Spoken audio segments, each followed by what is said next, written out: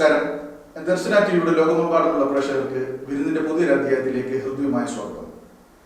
വിരുന്നിപ്പോഴുള്ളത് കണ്ണൂർ ജില്ലയിൽ പെരിങ്ങോം മടക്കാമ്പൂർ എന്ന ഒരു മനോഹരമായ പ്രദേശത്താണ്.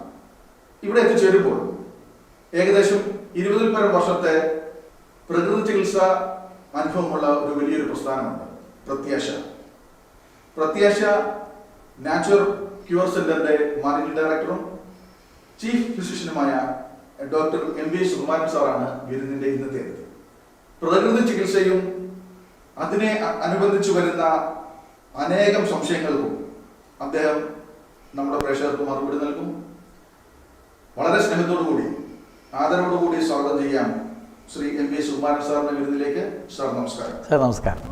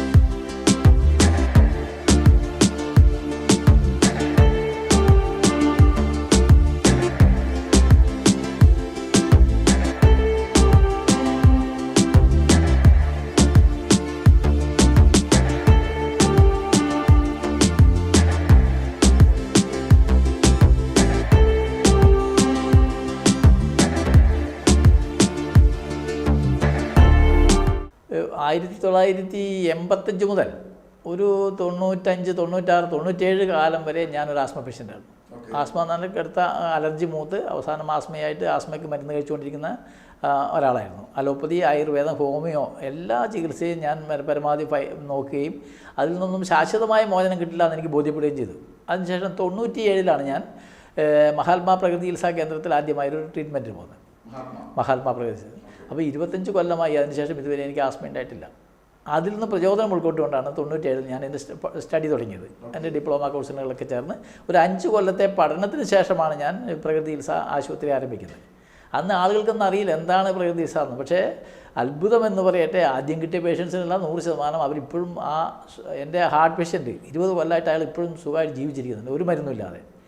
അങ്ങനെയുള്ള അത്ഭുതങ്ങൾ അത്ഭുതകമായ റിസൾട്ട് അന്ന് കിട്ടിയത് കൊണ്ടാണ് എനിക്ക് ഈ മേഖലയിൽ ഞാൻ ഉറച്ചു നിൽക്കാൻ കാരണം അത് തന്നെയാണ്. അപ്പോൾ ഇപ്പോൾ ആയിരക്കണക്കിന് ആളുകൾ വന്നിട്ടുണ്ട്. വരുന്നവരിൽ ഒരു 99% ആളുകൾ റിസൾട്ട് ഇല്ലാതെ ആരും പോകുന്നില്ല. എല്ലാവരും പിന്നെ അതായത് റിസൾട്ടിൽ തന്നെയാണ് പോകുന്നത്. പിന്നെ അത് കഴിഞ്ഞ് ഫോളോ അപ്പ് അവർ തുടരുന്നില്ലെങ്കിൽ മാത്രമേ അവർക്ക് പിന്നെ ബുദ്ധിമുട്ടുണ്ടാവുള്ളൂ. കാരണം പ്രകൃതിയിൽ എനിക്ക് ഇന്നുള്ള രോഗങ്ങളിൽ 80% ജീവിതശൈലി രോഗങ്ങളാണ്. ആ ജീവിതശൈലി മാറ്റുകയാണ് ഞങ്ങൾ, അതിനെ കറക്റ്റ് ചെയ്ത് കൊടുക്കുകയാണ് ഞങ്ങൾ ഇവിടുന്ന് ചെയ്യുന്നത്. അത് തുറന്ന് കൊണ്ടുപോകാൻ കഴിയുന്നവർക്ക് തീർച്ചയായിട്ടും ഫലമുണ്ട്.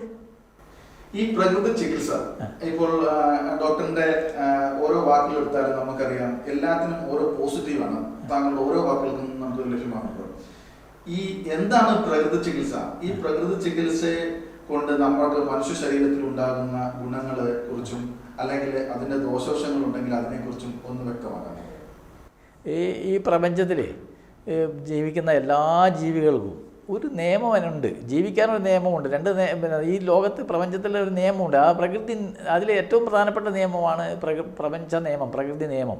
ആ നിയമം ലംഘിക്കാതെ ജീവിക്കുന്ന ഒരു ജീവിക്കും ഇവിടെ ഒരു അസ്വസ്ഥയില്ലാതെ ജീവിക്കാൻ പറ്റൂ.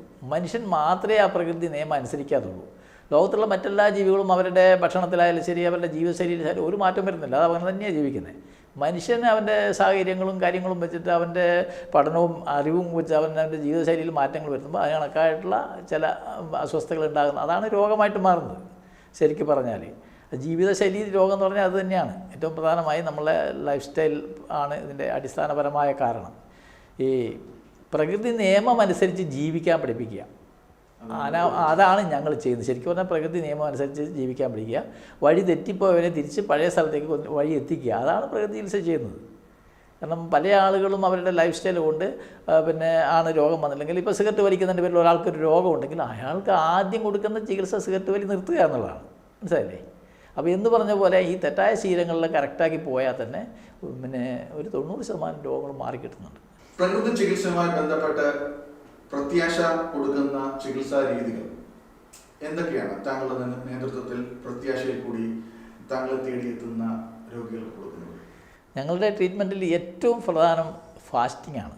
ഫാസ്റ്റിംഗ് തെറാപ്പി, അതായത് രോഗാവസ്ഥയിൽ ഭക്ഷണം ഒഴിവാക്കിക്കൊണ്ട് പൂർണ്ണ വിശ്രമം കൊടുത്തു കഴിഞ്ഞാൽ മിക്കവാറും എല്ലാ രോഗങ്ങളും ശമിക്കുന്നുണ്ട്. ഉപവാസം എന്ന് പറയുമ്പോൾ ഖരരൂപത്തിലുള്ള ഭക്ഷണങ്ങളൊന്നും കൊടുക്കില്ല. അത്യാവശ്യം പിന്നെ അവർക്ക് അവരുടെ ആരോഗ്യസ്ഥിതി മറ്റ് കാര്യങ്ങളെ നോക്കിയിട്ട് അവർക്ക് അത്യാവശ്യം ഹണി വാട്ടർ പോലെ ചില പിന്നെ റെമഡീസ് കൊടുക്കുമെങ്കിലും അവരുടെ പിടിച്ചു നിൽക്കാൻ വേണ്ടിയിട്ട് മാത്രം. ശരിക്കും പറഞ്ഞാൽ ഫിസിയോളജിക്കൽ റെസ്റ്റ്, ആന്തരികാവയങ്ങൾക്ക് മുഴുവൻ റെസ്റ്റ് കിട്ടാൻ വേണ്ടിയിട്ടുള്ള ഒരു പണിയാണ് ഞങ്ങൾ ചെയ്യുന്നത്. അതാണ് ഫാസ്റ്റിംഗ്. ഈ ഫാസ്റ്റിംഗ് എന്ന് പറയുമ്പോൾ 4 തരത്തിലുള്ള വിശ്രമമാണ്. ഒന്ന് ഫിസിക്കൽ, ഫിസിയോളജിക്കൽ, മെൻ്റൽ, സെൻസറി റെസ്റ്റാണ് ശരിക്കും പറഞ്ഞാൽ ഫാസ്റ്റിംഗ്. ഭക്ഷണമില്ല എന്ന് പറയുമ്പോൾ തന്നെ നമ്മൾ ഫിസിയോളജിക്കൽ റെസ്റ്റായി. ഇത് പിന്നെ അലോപ്പതിയിൽ പോലും കൊടുക്കുന്നുണ്ട്, പക്ഷേ അവർ ഫാസ്റ്റിംഗായിട്ട് അംഗീകരിക്കുന്നില്ല.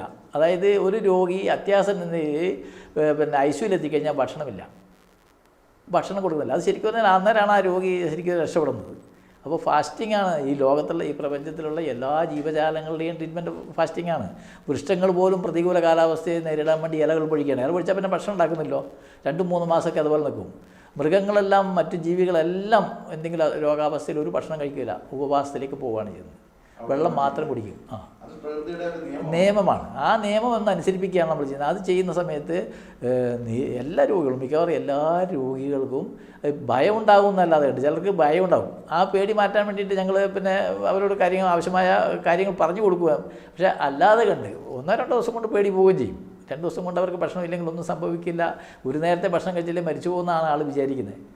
അപ്പോൾ ആ ഒരു ഭയം മാറ്റിക്കഴിഞ്ഞാൽ അതെല്ലാം മാറും. നമ്മളുടെ സിസ്റ്റം എന്ന് പറയുന്നത്, നമ്മൾ കഴിക്കുന്ന ഭക്ഷണത്തിൽ നിന്ന് ഗ്ലൂക്കോസ് എടുക്കുന്ന ഒരു സിസ്റ്റമാണ് നമുക്കുള്ളത്.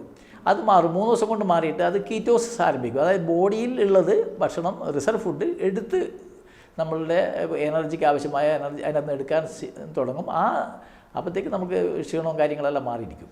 ഡോക്ടർ, അതുപോലെ നമ്മുടെ ഡോക്ടറിന്റെ പ്രോഗ്രാം കണ്ടിട്ട് തന്നെ, നമ്മുടെ പ്രത്യാശയുടെ പ്രോഗ്രാം കണ്ടതിന് ശേഷം തന്നെ നമുക്ക് ഒരുപാട് കോഴ്സുകൾ എത്താറുണ്ട് നമ്മുടെ പ്രോഗ്രാംസ് സ്ഥിരമായി കാണുന്ന പ്രേക്ഷകർ. അപ്പോൾ അതിൽ നിന്ന് വന്ന ഒരു ക്വസ്റ്റ്യനാണ് ഇപ്പോൾ ഞാൻ ഡോക്ടറോട് ചോദിക്കാനുള്ളത്. ഈ ഫാസ്റ്റിംഗ്, പ്രകൃതി ചികിത്സയുമായി ബന്ധപ്പെട്ട് ഉള്ള ആ ഒരു ചികിത്സാ രീതിയായിട്ടുള്ള ഈ ഫാസ്റ്റിംഗ് എൻ്റെ ഒരു പ്രേക്ഷകർക്ക് ഉണ്ടായ ഒരു സംശയമാണ്. ഒരു നേരം ഭക്ഷണം കഴിച്ച് മറ്റുള്ള 3 നേരം ഒഴിവാക്കിക്കൊണ്ടുള്ള ഫാസ്റ്റിംഗ് രീതി തിരഞ്ഞെടുത്താൽ ഏത് നേരമായിരിക്കണം നമ്മൾ ഭക്ഷണം കഴിക്കേണ്ടത്?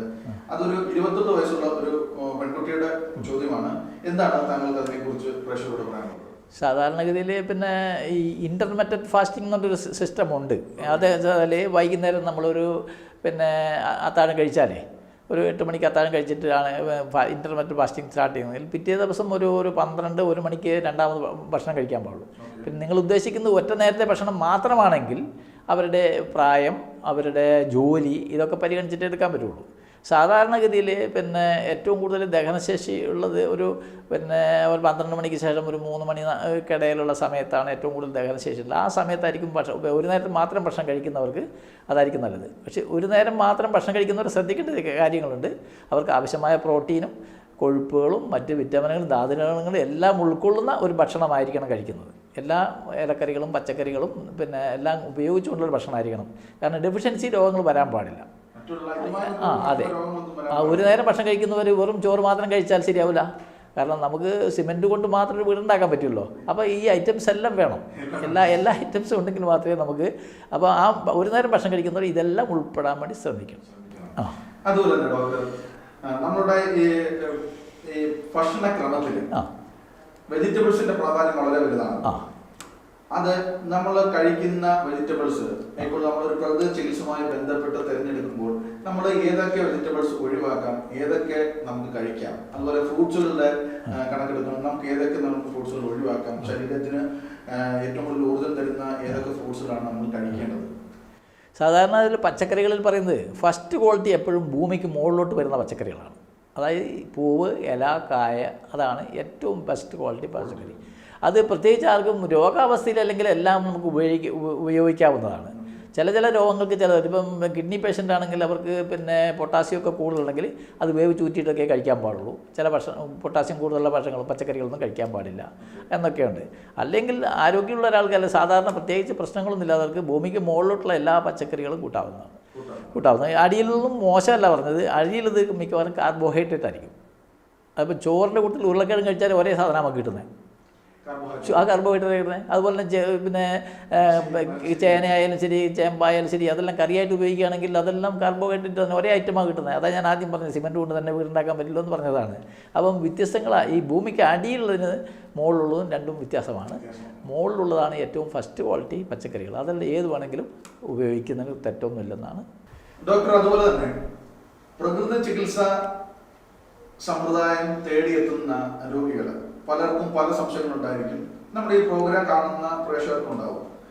ഇത് ഏതൊക്കെ രോഗങ്ങൾക്കുള്ള ട്രീറ്റ്മെന്റാണ് പ്രകൃതി ചികിത്സയിൽ ലഭ്യമാകുന്നത്? താങ്കൾ തേടിയെത്തുന്ന രോഗികളിൽ ഏതൊക്കെ രോഗങ്ങൾക്കുള്ള ശമനം തേടിയാണ് എത്താറുള്ളത്? സാധാരണ ജന്മനാ ഉള്ള വൈകല്യമല്ലാതെ എല്ലാ കേസുകളും നമുക്ക് ട്രീറ്റ് ചെയ്യാം. ജന്മനാ ഉള്ള വൈകല്യങ്ങൾക്ക് ഒരിക്കലും മാറ്റിക്കൊടുക്കാൻ ഞങ്ങൾ പറയാറില്ല, മാറ്റിക്കൊടുക്കാൻ പറ്റുകയില്ല. മറ്റേ ഇപ്പോൾ ഏറ്റവും കൂടുതൽ ജീവിതശൈലി രോഗങ്ങളുമല്ലേ, പ്രമേഹം, പ്രഷർ, ഷുഗർ, കൊളസ്ട്രോള്, പിന്നെ ഇങ്ങനെയുള്ള രോഗങ്ങളിലാണ് കൂടുതൽ ആളുകൾ വരുന്നത്. അതുപോലെ തന്നെ ഇപ്പോൾ കൂടുതലായിട്ട് വരുന്നത് ഈ വൈറ്റമിൻ ഡിയുടെ ഡെഫിഷ്യൻസി കൊണ്ട് മുട്ടുവേദന, നടുവേദന, അങ്ങനെയുള്ള ഒരുപാട് ആളുകൾ വരുന്നുണ്ട്. ഇതെല്ലാം പിന്നെ നമ്മൾ പറയുന്ന സമയം ഇവിടെ നിൽക്കുകയാണെങ്കിൽ 100% തന്നെ മാറിയിട്ടാണ് ആൾ പോകുന്നത്. പക്ഷേ പലർക്കും സമയമില്ല. ഇപ്പം ദൂരെ നിന്നൊക്കെ വരുന്നവർക്ക്, ഗൾഫിൽ നിന്നൊക്കെ വരുന്നവർക്ക് ആകെ 14 ദിവസം കൊണ്ടാണ് പിന്നെ ഇവിടെ പിന്നെ 14 ദിവസം കിടക്കാൻ പറ്റാതെ 10 ദിവസമേ പറ്റുള്ളൂ എന്ന് പറയുമ്പോൾ അത് അത്രേ മാറുള്ളൂ. എങ്കിലും റിസൾട്ട് കിട്ടുന്നുണ്ട്. നമുക്ക് എല്ലാ രോഗങ്ങളെയും എടുക്കാം. ഞാൻ പിന്നെ കിഡ്നി പേഷ്യൻസിനൊന്നും പിന്നെ കുറച്ച് സ്റ്റേജ് എത്തിയിട്ടുള്ളവരെയൊന്നും ഞാൻ എടുക്കാറില്ല. കാരണം വെച്ചാൽ അവർക്ക് ചിലപ്പോൾ പെട്ടെന്ന് ഡയാലിസിസ് വേണ്ടി വരുന്ന ചില സ്ഥിതികളൊക്കെ വരും. അപ്പം നമുക്ക് അടുത്ത് അങ്ങനെയുള്ള ഹോസ്പിറ്റലില്ല. അതുകൊണ്ട് കിഡ്നി പേഷ്യൻസിനെ ഞാൻ പരമാവധി എടുക്കാറില്ല. ഹാർട്ട് പേഷ്യൻസ് എപ്പോഴും എൻ്റെ അടുത്തുണ്ട്, ഇപ്പോഴും ഉണ്ട് എൻ്റെ അടുത്ത് ഹാർട്ട് പേഷ്യൻസ് ഉണ്ട്, അത് എപ്പോഴും വരാറുണ്ട്. അതുപോലെ തന്നെ ശരീരത്തില് അമിതവണ്ണത്തിന് വളരെ വളരെ വളരെ മികച്ചൊരു ട്രീറ്റ്മെന്റ് സമ്പ്രദായം തന്നെയാണല്ലോ. അതിന്റെ ഒരു രീതി എങ്ങനെയാണ്? അതും ഈ ഡയറ്റിംഗ്, ഫാസ്റ്റിംഗ് രീതി തന്നെയാണോ? അതെ, പറയാമല്ലേ. പിന്നെ തീർച്ചയായിട്ടും അതെ, ഫാസ്റ്റിംഗ് തന്നെയാണ് ഇതിനെല്ലാം. അമിതവണ്ണത്തിന് ഏറ്റവും കൂടുതൽ വേണ്ടത്. കാരണം നമ്മുടെ ശരീരത്തിലെ കൊഴുപ്പെടുത്തിട്ട് നമ്മൾ പിന്നെ ഓട്ടോഫാഗിങ്ങിലൂടെ അവരുടെ ബോഡിയിലെ കൊഴുപ്പെടുത്തിട്ട് പിന്നെ ചിലവ് കഴിയാണ് ചെയ്യുന്നത്. അപ്പം അമിതവണ്ണം എന്ന് പറഞ്ഞാൽ അതിൻ്റെ കാരണങ്ങൾ പലതുണ്ടാവും. ചിലപ്പോൾ ചില ഹോർമോൺസിൻ്റെ ബാലൻസിങ് കൊണ്ട് വരാം. സ്ത്രീകൾക്കെല്ലാം മിക്കവാറും അങ്ങനെ വരുന്നത്. തൈറോയ്ഡ് പ്രശ്നമുള്ളവർക്കെല്ലാം ഹോർമോൺസിൻ്റെ ബാലൻസ് തെറ്റും. അപ്പോൾ അതിൻ്റെ പേരിൽ വെറും പച്ചവെള്ളം കുടിക്കുകയാണെങ്കിൽ തടി വെക്കും. പക്ഷേ അവരുടെ നമ്മുടെ ട്രീറ്റ്മെൻറ്റ് ചെയ്യുമ്പോൾ ഹോർമോൺസിൻ്റെ ബാലൻസ് കറക്റ്റാകുകയും രോഗം മാറി പിന്നെ ഗ്രാജുവലായിട്ട് കുറയാൻ തുടങ്ങും. ഇവിടുന്ന് കുറയുന്നതിനേക്കാൾ പിന്നെ 2-3 മാസം കൊണ്ട് നല്ലപോലെ കുറഞ്ഞതായിട്ടാണ് ഞങ്ങൾക്ക് പലരും വിളിച്ച് പറയാറ്. ഇവിടുന്ന് പോയി കഴിയുമ്പോൾ ഇവിടുന്ന് ഒരു 10 കിലോയോ 12 കിലോയോ 15 കിലോയോ കുറഞ്ഞിട്ട് പോവുകയാണെങ്കിൽ അടുത്ത 3 മാസം നമ്മൾ ഡയറ്റ് ഫോളോ ചെയ്യുകയാണെങ്കിൽ അതിനേക്കാൾ കൂടുതൽ കുറഞ്ഞിട്ടുള്ള റിസൾട്ടുകളാണ് പലപ്പോഴും കിട്ടുന്നത്. തങ്ങളെ തേടിയെത്തിയിട്ടുള്ള അനേകായിരം രോഗികൾക്ക് വളരെയധികം ആശ്വാസകരമായിട്ടുള്ള ഒരു പുതു ലൈഫാണ് താങ്കൾ അവർക്ക് തിരിച്ചു കൊടുത്തിട്ടുള്ളത്. താങ്കളുടെ ജീവിതത്തിൽ ഒരുപാട് ഓർമ്മകളും അനുഭവങ്ങളും നല്ല നല്ല ഓർമ്മകളും അനുഭവങ്ങളും ഉണ്ട്. താങ്കളുടെ 20 വർഷ കാലയളവിൽ മനസ്സിൽ നിന്ന് മാറാത്ത അല്ലെങ്കിൽ എപ്പോഴും ചിന്തിക്കുന്ന ഒരു ഓർമ്മ, ചികിത്സയിലെ ഒരു ഓർമ്മ എന്ന് പങ്കുവെക്കാം. ഈ 20 വർഷത്തിനിടയിൽ ഒരുപാട് പേഷ്യൻസ് എല്ലാവരും വന്നിട്ടുണ്ട്. വന്നവരെല്ലാം ഞങ്ങളുടെ ഉറ്റ സുഹൃത്തുക്കളായിട്ടാണ് ഇവിടുന്ന് പോകുന്നത്. എല്ലാവരും ഇപ്പോഴും ആ കണക്ഷനും കാര്യങ്ങളെല്ലാം ഉണ്ട്. ഇതിൽ പല അത്ഭുതങ്ങൾ, ഒരുപാട് അത്ഭുതങ്ങൾ ഞാൻ കണ്ടിട്ടുണ്ട്. എൻ്റെ അടുത്ത് വന്ന ഒരു ഹാർട്ട് പേഷ്യൻറ്റ്, ഫസ്റ്റിലെ വരുന്നൊരു ഹാർട്ട് പേഷ്യൻറ്റ്, അയാൾക്ക് പിന്നെ ബ്ലോക്ക് 2-3 ബ്ലോക്കാണ്. പിന്നെ ബൈപ്പാസ് സർജറി അല്ലാതെ വേറെ ഒരു വഴിയില്ലെന്ന് മണിപ്പാൽ ഹോസ്പിറ്റലിൽ നിന്ന് പറഞ്ഞതാണ്. അപ്പോൾ അയാൾക്ക് അതിൻ്റെ സാമ്പത്തിക ശേഷിയില്ല. ആകെ ഉള്ളത് വളരെ ചെറിയ സ്ഥലവും കാര്യങ്ങളാണ്. അത് വിറ്റിട്ട് ചികിത്സിച്ചാൽ വർക്ക് ചെയ്യാം. പിന്നെ ഡ്രൈവറായിരുന്നു, വീണ്ടും ജോലി ചെയ്യാൻ പറ്റുമെന്ന് ഇപ്പോൾ ഡോക്ടർ പറഞ്ഞതിനൊന്നും ഗ്യാരണ്ടി പറയാൻ പറ്റില്ല എന്ന് പറഞ്ഞപ്പോൾ പുള്ളി മരിക്കാൻ റെഡിയായിട്ട് വീട്ടിൽ വന്നെടുക്കുക. കാരണം വേറെ രക്ഷയില്ല. കാരണം ഒരു ഭാര്യയും 2 കുട്ടികളാണ് ഉള്ളത്. അവർ പിന്നെ വഴിയാധാരെ പോകുമല്ലോ, കിടക്കാൻ വീട് പോലും ഇല്ലാണ്ടാവുമല്ലോ. അതുകൊണ്ട് മരിക്കാൻ റെഡിയായിട്ട് വീട്ടിൽ വന്ന് കിടക്കുമ്പോഴാണ് അയാളുടെ ഒരു മരുമകൻ എന്നോട് വന്നിട്ട് ഈ ഹൃദ്രോഗത്തിന് ചികിത്സയുണ്ടോ എന്ന് ചോദിച്ചാൽ ഞാൻ പറഞ്ഞു ഉണ്ട് എന്ന് പറഞ്ഞു. അദ്ദേഹമാണ് എൻ്റെ ഒന്നാമത്തെ ഹാർട്ട് പേഷ്യൻറ്റ് അയാളാണ്. അയാൾ വന്നു, മറക്കാൻ പറ്റില്ല. ആ വന്നു. അപ്പോൾ ഞാനും വളരെ ഭയത്തോടു കൂടിയാണ് എടുത്തതെങ്കിൽ പോലും ഒരു 35 ദിവസത്തെ ട്രീറ്റ്മെൻറ്റാണ് പുള്ളിക്ക് കൊടുത്തത്. 36, അതായത് വരുമ്പോൾ ഒരു 50 മീറ്റർ പോലും നടക്കാൻ പറ്റാത്ത ആൾ 35-ാമത്തെ ദിവസം 36-ാമത്തെ ദിവസം 4 കിലോമീറ്റർ നടന്നിട്ട് എൻ്റെ മുറ്റത്ത് വന്ന് ചാടി, ഞങ്ങൾ ഹോസ്പിറ്റലിൻ്റെ മുറ്റത്ത് ഒരു ചാട്ടവും ചാടിയിട്ട് ആൾ പറയുകയാണ്, സാറേ എൻ്റെ രോഗമെല്ലാം പോയി, ഇനി എനിക്കൊരു ചെക്കപ്പിൻ്റെ പോലും ആവശ്യമില്ല. കാരണം 50 മിനിറ്റ് നടക്കുമ്പോൾ എനിക്ക് ഭയങ്കര കിതപ്പായിരുന്നു. ഇപ്പോൾ ഞാൻ 4 കിലോമീറ്റർ നടന്നിട്ടാണ് വരുന്നത്, എനിക്കൊരു കുഴപ്പമില്ല എന്ന് പറഞ്ഞാൽ അദ്ദേഹം ഇപ്പോഴും ജീവിച്ചിരിക്കുന്നു. അത്രയും വലിയൊരു സന്തോഷം വേറൊന്നും കിട്ടാനില്ല. അതായത് വേറെ വഴിയൊന്നുമില്ല എന്ന് പറഞ്ഞാണ്. പിന്നെ ഒരു കേസുള്ളത്, ആളിപ്പോൾ മരിച്ചുപോയി, പിന്നെ മണിപ്പാലിൽ നിന്ന് വിട്ടൊരു കേസാണ്. മണിപ്പാലിൽ നിന്ന് വിട്ട കേസ് എന്നാൽ പിന്നെ ക്യാൻസർ പേഷ്യൻ്റാണ്. കിഡ്നി എല്ലാം ബാധിച്ചു, എല്ലാം എഫക്റ്റ് ചെയ്തു. ആൾ വളരെ നീര് വെച്ചിട്ടുള്ളൊരു മനുഷ്യനായിരുന്നു. തടിയെല്ലാം ഈ കിഡ്നിയെ ബാധിച്ചു എന്ന് പറഞ്ഞുകൊണ്ടാണ് പറയുന്നത്. അപ്പം പിന്നെ അവർ പറഞ്ഞു, നിങ്ങൾ കൊണ്ടുപോയിക്കോളൂ, ഇനി വല്ല പാലിയേറ്റീവിലും നിൽക്കുക, വല്ല ഇഷ്ടമുള്ള ഫുഡെല്ലാം കൊടുക്കുക, അങ്ങനെ അല്ലാണ്ട് വേറൊന്നും ചെയ്യാനില്ല എന്ന് പറഞ്ഞു. പക്ഷേ ഏതായാലും അദ്ദേഹത്തിൻ്റെ ബ്രദർ എന്നോട് വന്ന് ഇങ്ങനെ ഈ കാര്യങ്ങളെല്ലാം പറഞ്ഞു. വളരെ സങ്കടത്തോടാണ് പറഞ്ഞത്. അപ്പോൾ ഞാൻ പറഞ്ഞു, നിങ്ങൾ ലാസ്റ്റ് സ്റ്റേജിലൂടെ കൊണ്ടുവന്നിട്ട് ഇവിടുന്ന് വല്ലതും സംഭവിച്ചു പോയാൽ എല്ലാവരും കൂടെ, നാട്ടുകാരെല്ലാം കൂടെ എൻ്റെ മുതുകത്ത് കയറില്ലേ, അങ്ങനെ ഒരു അവസ്ഥ വരും. സാധാരണ നാട്ടുകാർക്ക് നമ്മളോട് വിരോധമുള്ളവരെല്ലാം കൊടുത്ത് കൂടുമല്ലോ. അപ്പോൾ ഏതായാലും അയാൾ പറഞ്ഞു, സാർ 1 മാസത്തെ ആയുസാണ് പറഞ്ഞിരിക്കുന്നത്, 2 ദിവസം കൂടുതൽ കിട്ടിയാൽ 2 ദിവസം ഞാൻ പ്രകൃതിയുടെ ബോണസാണെന്ന് കണക്ക് കൂട്ടുമെന്ന് പറഞ്ഞു. ഞാൻ പറഞ്ഞു, എന്നാൽ കൊണ്ടുവന്നു. അങ്ങനെ തന്നെ പറഞ്ഞിട്ടാണ് കൊണ്ടുവന്നത്. പിറ്റേ ദിവസം അവരുടെ ബ്രദേഴ്സെല്ലാം കൂടെ കൂട്ടി കൊണ്ടുവന്നു. എൻ്റെ അടുത്ത് പിന്നെ കൊണ്ടുവന്ന് ഞാൻ പിന്നെ നല്ല ആത്മവിശ്വാസം ഉണ്ടാകുന്ന രീതിയിൽ കാര്യങ്ങളെല്ലാം പറഞ്ഞു. എന്തായാലും അത്ഭുതമെന്ന് പറയട്ടെ, ഈ കക്ഷിക്ക് ഞാൻ 25 ദിവസം ഫാസ്റ്റിംഗ് കൊടുത്തു. 30 ദിവസം കൊടുക്കാനാണ് ഞാൻ ഉദ്ദേശിച്ചത്, പക്ഷേ 25 ദിവസം എടുക്കാൻ പറ്റുള്ളൂ. 25 ദിവസം ഫാസ്റ്റിംഗ് കൊടുത്ത് അത് കഴിഞ്ഞ് ഒരു 20 ദിവസം കൂടെ കഴിഞ്ഞിട്ടാണ് പുള്ളി ഡിസ്ചാർജ് ചെയ്ത് പോയത്. അപ്പോൾ ഇതിനിടയ്ക്ക് പുള്ളി എന്നോട് പറഞ്ഞൊരു കാര്യമുണ്ടായിരുന്നു, ഒരു മകളേ ഉള്ളൂ, അതിൻ്റെ ഒരു കല്യാണം കഴിഞ്ഞിട്ട് മരിച്ചു പോയാലും കുഴപ്പമില്ല എന്ന് പറഞ്ഞിരുന്നു. പക്ഷേ ആ കല്യാണത്തിന് പുള്ളി വന്ന് ക്ഷണിച്ചു, ഞങ്ങൾ പോയി. ആ കല്യാണം കൂടി 2 കൊല്ലം കഴിഞ്ഞിട്ട്, ആ ഒരു മാസത്തെ ആയുസേ ഉള്ളെന്ന് പറഞ്ഞ ആൾ 2-3 കൊല്ലം പിന്നീട് ജീവിച്ചു എന്നുള്ളത്, അതും എനിക്ക് ഭയങ്കരമായിട്ട്, എനിക്ക് ഒരുപാട് ആ ഫാമിലിയിൽ നിന്നൊക്കെ ഇപ്പോഴും പിന്നെ ഒരു സപ്പോർട്ടും അവർക്കൊരു വിശ്വാസവും ഉള്ള ഒരു കേസാണത്. ഇന്ത്യയിലെ തന്നെ അറിയപ്പെടുന്ന ഒരു പ്രകൃതി ചികിത്സനായിട്ടുള്ള ഡോക്ടറിന്റെ അനുഭവങ്ങളും ചികിത്സകളും അല്ലെങ്കിൽ പ്രത്യാശയുടെ പ്രവർത്തന രീതികളെ കുറിച്ചൊക്കെ താങ്കൾ പറയുന്നുണ്ടായി. എങ്കിലും നമ്മളുടെ ഈ ലോകത്തെമ്പാടുമുള്ള അനേകായിരം പ്രേക്ഷകർ, അവർക്കായി താങ്കളുടെ ഒരു നിർദ്ദേശം അല്ലെങ്കിൽ അവരുടെ ജീവിതത്തിൽ പാലിക്കേണ്ട അല്ലെങ്കിൽ പ്രകൃതി ചികിത്സയുടെ ഒരു പ്രസക്തി എന്നതിനെ കുറിച്ചൊക്കെ എന്താണ് പറയുന്നത്? ഞാൻ പറയുന്നതാണ്, ഔഷധമില്ലാത്ത ഒരു ജീവിതം, ഔഷധരഹിതമായ ഒരു ജീവിതമാണ് നമുക്ക് ഏറ്റവും സന്തോഷം ഉണ്ടാക്കുന്നത്.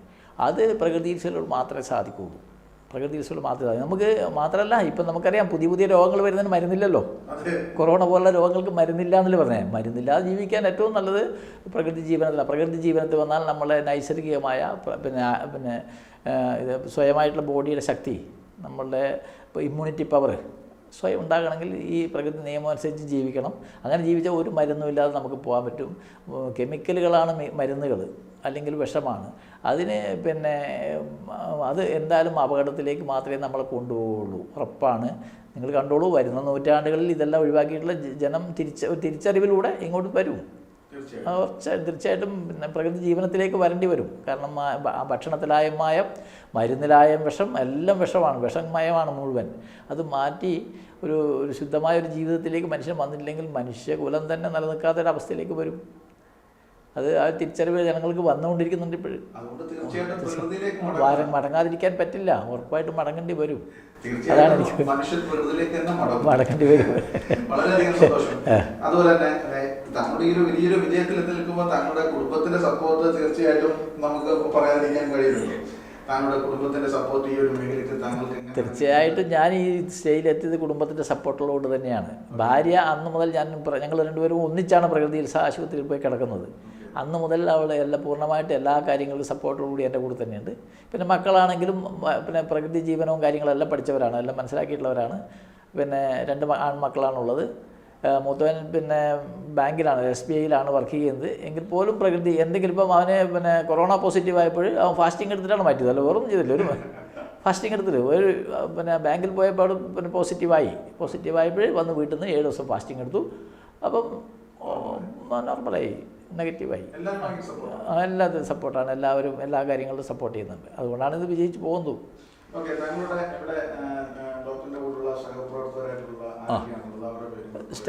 സ്റ്റാഫ് എനിക്ക് 2 സ്ഥലത്തും കൂടെ 10-20ഓളം സ്റ്റാഫുണ്ട്. ലേഡീസ് സ്റ്റാഫും ജെൻ സ്റ്റാഫും ആയിട്ടുണ്ട്. എല്ലാവരും പൂർണ്ണമായിട്ട് സഹകരിക്കുന്നതുകൊണ്ടാണ് ഇതെല്ലാം വിജയിച്ചു കൊണ്ടുപോകുന്നത്. അവരുടെ support അതെ. വളരെ പിന്നെ ഡോക്ടേഴ്സ് എന്ന് പറഞ്ഞാൽ പിന്നെ എന്നെ സഹായിക്കാൻ വേണ്ടിയുള്ളത് ഡോക്ടർ ജിനിഷ ഉണ്ട്, പിന്നെ ഡോക്ടർ മഞ്ജുന ഇവിടെയുണ്ട്, പിന്നെ ഡോക്ടർ ശ്രീകുട്ടി. ഈ 3 പേരാണ്. അവർ 3 പേരും VN ബേസ് പാസ്സായവരാണ്. മെഡിക്കൽ കോളേജിൽ പിന്നെ പ്രകൃതി ചികിത്സാ കോഴ്സ് കംപ്ലീറ്റ് ആക്കി 5.5 കൊല്ലത്തെ പഠനത്തിന് ശേഷം പിന്നെ പഠിച്ചവരാണ്. പിന്നെ ഡിപ്ലോമക്കാരുണ്ട്. ഞാൻ ഡിപ്ലോമക്കാരനാണ്. പിന്നെ വാസുദേവൻ എന്ന് പറഞ്ഞ ഒരാൾ പണ്ട് മുതലേ എൻ്റെ കൂടുതലുണ്ട്. ഞങ്ങളെല്ലാം പിന്നെ എല്ലാം കൂടി ഒറ്റ മനസ്സായിട്ടാണ് കൂടിയാണ് കൊണ്ടുവന്നത്. കാരണം എല്ലാവർക്കും പ്രകൃതി എന്താണെന്ന് അറിയാം. കാരണം എല്ലാവർക്കും വേണ്ടത്ര അനുഭവങ്ങൾ വിടുന്നുണ്ട്. പല രോഗങ്ങളും ഒരു ക്രിട്ടിക്കൽ സ്റ്റേജിൽ വന്ന് ഒരു രക്ഷയില്ല എന്ന് വിചാരിക്കുന്ന പല ആളുകളും അത്ഭുതകരമായി രക്ഷപ്പെട്ടു പോകുന്ന ഇവിടുന്ന് കാണുന്നുണ്ട്. അത് ഒരു മരുന്നിൻ്റെ സഹായത്താലല്ല, അവരുടെ ജീവശക്തി തന്നെയാണ് അവിടെ ഉണർന്ന് പ്രവർത്തിക്കുന്നത്, വേറൊന്നുമല്ല. അത് തീർച്ചയായിട്ടും ഞങ്ങൾക്കൊന്നും മാജിക്കൊന്നും ചെയ്യാനില്ല. അത് അവരുടെ ബോഡി തന്നെയാണ്. ബോഡിയിൽ ജീവശക്തി എന്തായാലും അവരുടെ ആരോഗ്യത്തിലേക്ക് കൊണ്ടുവരും, ഉറപ്പാണ്. അതിനുള്ള അവസരം കിട്ടണം. അവസരം മാത്രമേ ഞങ്ങൾ ഒരുക്കി കൊടുക്കുന്നുള്ളൂ. ഓക്കെ, വളരെയധികം നന്ദി ശ്രീ MD സുകുമാരൻ സാർ. കാരണം പ്രത്യാശ എന്ന് പറഞ്ഞ ഈ ഒരു വലിയൊരു പ്രസ്ഥാനം, കാരണം പ്രകൃതി ചികിത്സയുടെ എല്ലാത്തര അനുഭവങ്ങളും പ്രത്യാശയിൽ ലഭ്യമാണ്. അനേകായിരം രോഗികൾക്ക്. അപ്പോൾ താങ്കളുടെ വാക്കിൽ നിന്ന് മനസ്സിലാക്കാൻ കഴിഞ്ഞത് തന്നെ ഡോക്ടേഴ്സ് വിധി എഴുതിയ അല്ലെങ്കിൽ എത്ര ദിവസമേ ജീവിക്കത്തുള്ളൂ എന്ന് വിധി എഴുതി വീട്ടിലേക്ക് തിരിച്ചയച്ചവർക്ക് പോലും തന്നെ അവർക്ക് വർഷങ്ങളോളം അവരുടെ ജീവിതം നിലനിർത്തി മുന്നോട്ട് കൊണ്ടുപോകാനുള്ള ആ ഒരു കഴിവ് പ്രത്യാശയിലൂടെ അല്ലെങ്കിൽ ഡോക്ടർ സുകുമാരൻ സാറിന്റെ ആ ഒരു ചികിത്സാ രീതികൾ കൊണ്ട് സാധിക്കുകയുണ്ടായി. വളരെയധികം നന്ദി. വിരുന്നിന്റെ പ്രേക്ഷകർക്ക് വേണ്ടി താങ്കളുടെ ഒരു വിലപ്പെട്ട സമയം മാറ്റിവെക്കാൻ കാണിച്ച നല്ല മനസ്സിന് ഇനിയും പ്രത്യാശയുടെ പ്രകൃതി ചികിത്സ ലോകത്ത് എല്ലാ മേഖലകളിലേക്കും എത്തിപ്പെടട്ടെ എന്നും എല്ലാ മനുഷ്യരും പ്രകൃതി ചികിത്സയിലേക്ക് മടങ്ങട്ടെ എന്നും ആത്മാർത്ഥമായി ആഗ്രഹിച്ചുകൊണ്ടും പ്രാർത്ഥിച്ചുകൊണ്ടും നിർത്തുന്നു. നന്ദി, നമസ്കാരം.